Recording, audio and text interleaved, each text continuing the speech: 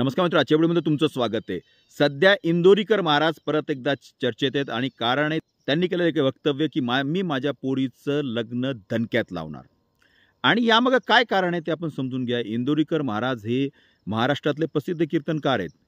मी स्वतः असं म्हणतो की त्यांच्यामुळे युवा पिढी जी आहे ती कीर्तनाकडे वळाली, लोक कीर्तन ऐकायला जायला लागले। पण इंदोरीकर महाराज हे कायम त्यांच्या वक्तव्यामुळे मात्र चर्चेत राहिलेले आहेत। त्यांच्या मुलीचा साखरपुडा झाला, राजेशाही पद्धतीने झाला आणि त्यावरनं सोशल मीडियावर त्यांच्यावर टीका व्हायला सुरुवात झाली की एरवी लोकांना समाज प्रबोधन करत असताना तुम्ही जे बोलतायत ते तुम्ही स्वतः प्रत्यक्षात करत नाहीयेत। आणि हे काही अंशी खरी देखील आहे। इंदोरीकर महाराज यांनी असं म्हटलं की जे सोशल मीडियावर कॉमेंट्स आले त्याच्यामध्ये माझ्या मुलीने कोणते कपडे घाला इथपर्यंत गेले।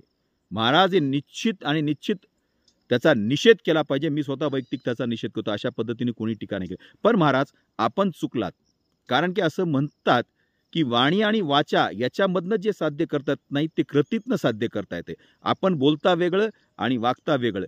उदाहरण घेऊया महात्मा गांधींचं। महात्मा गांधी यांनी एकदा ठरवलं की जो भेटणार नाही तोपर्यंत मी अंगभर वस्त्र घालणार नाही आणि त्याच भूमिकेवर महात्मा गांधी शेवटपर्यंत ठाम राहिले।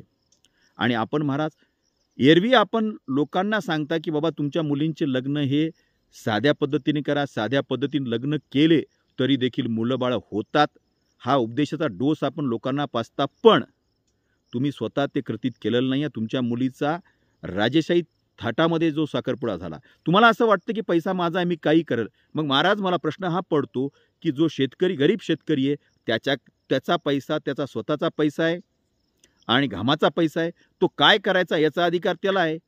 तुमच्या मुलीबाबतीत बोलल्यानंतर आज तुम्हाला झळ पोचतीये, पण जेव्हा तुम्ही लोकांच्या मुलीला गुड्डी म्हणता, गुड्डी पळून जाती म्हणता, भुर्र पळून जाती म्हणता, तुम्हाला त्यावेळेला महाराज त्या मुलीच्या बापाला काय वाटत असेल?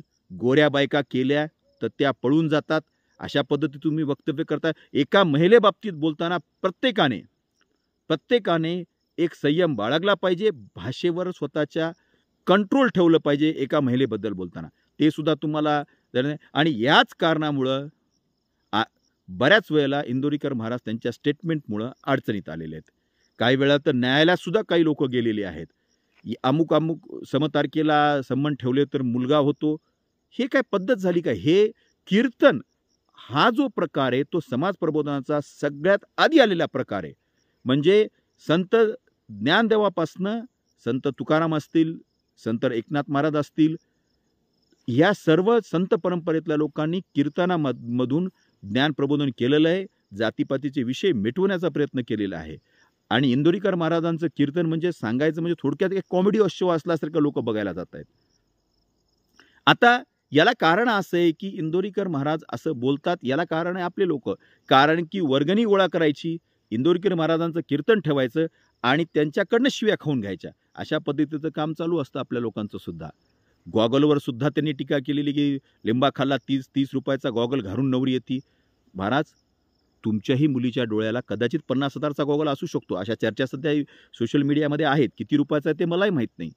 पण जर एखाद्या बापाला घडत नसेल तो 100 रुपयाचा गॉगल घालत असेल, का दुखावं पोटामध्ये? प्रश्न आहे। आणि यामध्ये आपण बघायला गेलो तर करणी आणि कथनी यामध्ये ज्या वेळेला फरक पडतो त्यावेळेला अशा पद्धतीचे विवाद जे ते वाद ते निर्माण होतात। तुमच्या मुलीचं लग्न तुमच्या पद्धतीने खुशाल करा महाराज, आमच्याकडून हार्दिक शुभेच्छा। पण लोकांच्याही मुलींबाबतीत बोलताना तुम्ही थोडं तारतम्य बाळगलं पाहिजे। लोकांच्या मुलांबद्दल बोलताना तारतम्य बाळगलं। आधीच शेतकऱ्यांची परिस्थिती अत्यंत हालाकीची आहे आता, आणि त्यामध्ये त्यांना उपदेशाचा डोस करताना त्यांना टोमणे मारणं हे काही योग्य नाही आहे। आता लोक म्हणतायत, आता मी काल एकाचा व्हिडिओ बघितला, तो म्हणतोय की इंदोरीकर महाराज म्हणले की बाबा कर्ज काढून लग्न करू नका। अहो ज्याच्या त्याचा मर्जीचा प्रश्न राहिला ना, त्यांना लग्न कसं करायचं, कर्ज काढून करायचं, काय करायचं त्याचा मर्जीचा प्रश्न राहिला। तुम्ही दुसऱ्याच्या लेकराला बोलणारे कोण, हा महत्त्वाचा प्रश्न आहे। आणि या प्रश्नाचं उत्तर तुम्हाला द्यावं लागेल। जेव्हा आपण सार्वजनिक आयुष्यामध्ये वागतो तेव्हा आपण बोलतो त्या पद्धतीने आपण केलं पाहिजे, वागलं पाहिजे। लक्षात घ्या, कष्टकरी लोक कष्ट करून स्वतःचा पैसा कमवतात, काही लोक त्यांच्या बुद्धीनं पैसा कमवतात। महाराज आपण बोलून पैसा कमवता, सगळ्यांचे पैसे कमवायचे सोर्सेस वेगवेगळे आहेत। तुम्हाला पैसे थोडे जास्त असतील तर एखाद्या माणसाकडे कमी असतील. पैसे किती आहेत ते कोणालाही माहीत नाही. पण अशा पद्धतीनं बोलणं हे काही योग्य नाही आहे. मला असं वाटतं की इंदोरीकर महाराजांचे एक उपकार मी जे सुरुवातीला सांगितलं की इंदोरीकर महाराजांनी हे जे नवयुवक आहेत त्यांना परत एकदा कीर्तनाकडे आणलं, अध्यात्माकडे झुकवलं. बऱ्याच जणांनी व्यसन देखील इंदोरीकर महाराजांनी सोडलं. हे सुद्धा गोष्ट आपण नाकारून चालणार नाही. ही गोष्ट सुद्धा आपण लक्षात ठेवली पाहिजे. पण मला आज हा व्हिडिओ त्यांच्यापर्यंत पोहोचेल की नाही माहीत नाही, पण पर्सनली त्यांना एकच सांगायचं की दुसऱ्यांच्या कोणत्याही महिलेबद्दल बोलताना महाराज पुन्हा एकदा तुम्हाला विनंती करतो की आपण महिलांबाबतीत बोलताना थोडी भाषा ही चांगली ठेवली पाहिजे. हे प्रत्येकानेच ठेवली पाहिजे. म्हणजे ज्याने त्यांनी ही भाषा बरोबर ठेवली पाहिजे. समाजामध्ये प्रबोधन करा, पण त्या प्रबोधनानं कोणाचे मन दुखू नये हे मात्र लक्षात ठेवा. एवढीच अपेक्षा तुमच्याकडनं करतो. निरोप घेतो. रामकृष्ण हरी.